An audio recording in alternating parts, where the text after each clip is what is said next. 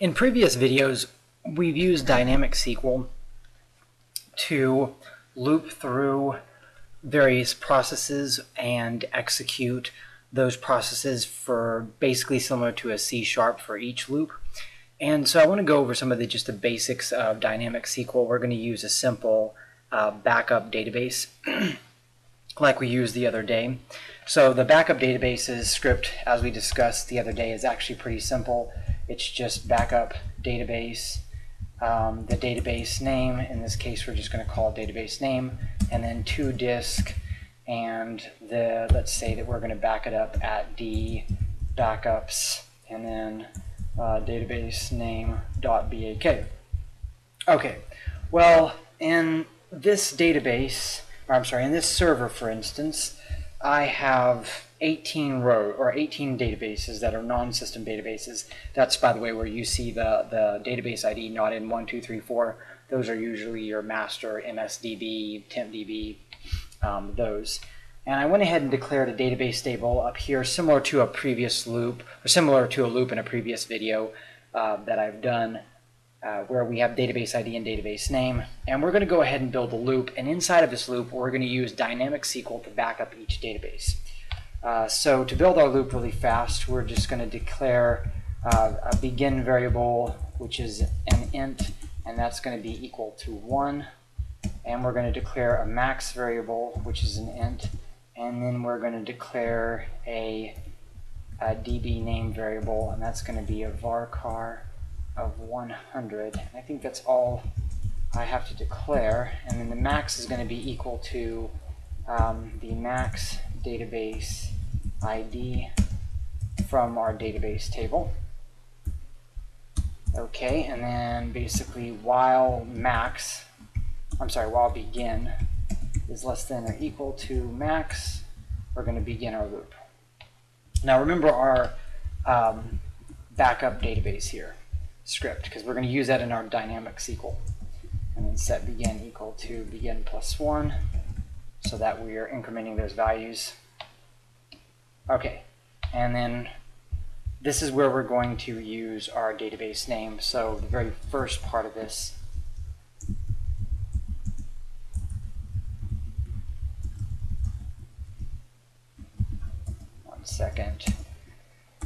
where database ID equals begin.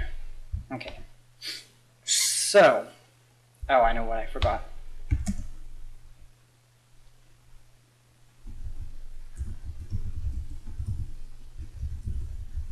So dynamic SQL is usually a varchar, and I usually set it to max.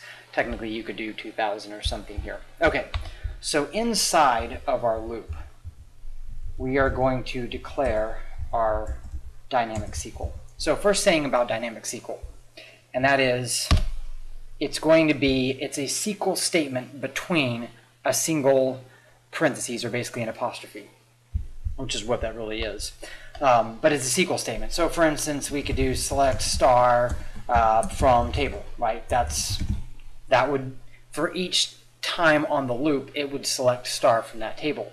So of course, a lot of you may be wondering, okay, well, why would I do a dynamic SQL statement like that? Like, why would I even use dynamic SQL? And the answer is, especially in this case, what we want to do is we want to back up each of these 18 databases.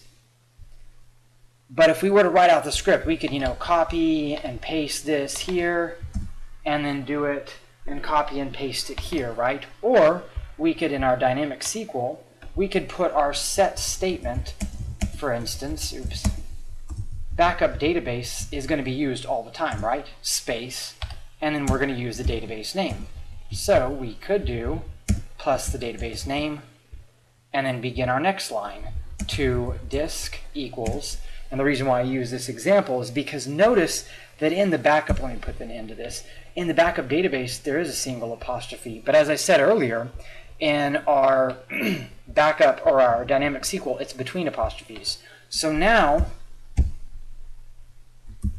we have to, hold on, backup database to disk, that's going to be correct, D backups plus Notice this will be our DB name again, plus dot BAK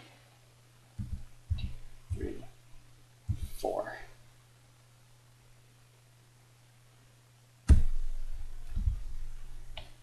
Okay, so you're probably wondering why there's that many. I don't know if I need to have that many right there, but it's because there's an apostrophe in that script. So there's 4 that you use to put the to disk, I believe. We're going to find out in a second because we're basically going to be backing up this database. Okay, then we're going to set begin equal to begin plus 1. Of course, we've already discussed a loop so that it just keeps looping through, and it selects the database name. And then at the very end, what I do here is I set SQL equal to nothing. I reset it because it's going to be set here, and then I set it to nothing to reset it. That way it doesn't like keep adding to it. Okay, and then let's see. And let's just show you. Currently, our folder is empty. This is D backups, and of course it's empty. So let's see what happens here. Oh, okay, I forgot something. Okay, so the next thing we want to do, because it's dynamic SQL, we have to execute the actual SQL statement. So this is the SQL statement. We're going to execute the SQL statement. There's another way you can do it, which is you can execute SP, execute SQL, and then put the SQL statement.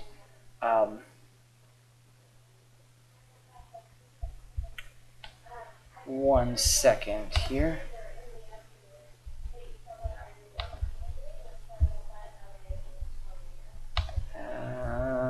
Let's see.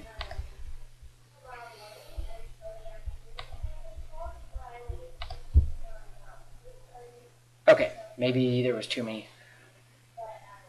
I always forget on the apostrophes. I have to experiment around with it a little bit, but I always forget usually how many apostrophes it takes on when you have an apostrophe inside of it. So that may be all of it, but let's see what's going on. As you can see, backups are being added, and some of these databases are fairly big. So there's 5, there's 6, so it's backing it up. There's 14 out of 18. So as you can see, so in conclusion, basically what dynamic SQL does is it takes a SQL script, and you can see since the SQL script is exactly the same. In fact, there it is right there. The SQL script is exactly the same except for the name. So since the name is changing depending on what database ID we're at right here, that name's changing, we're just going to set the dynamic SQL to be the script, and then the one piece that's changing we're going to change. Yes, in dynamic SQL, if you have a couple of pieces changing, you could also have like another select or set statement here and then have it go through. And in a future video, we'll do some more dynamic SQL that's a lot more complicated than this. This is a fairly simple example, but as you can see, we backed up 18 databases without putting much work into it, just using this script. And just like that, it's all backed up. So that's one of the advantages with the dynamic SQL. You have a loop like this. You'll execute whatever the dynamic SQL is. You'll reset it, of course, and then you can loop through and back it up like this.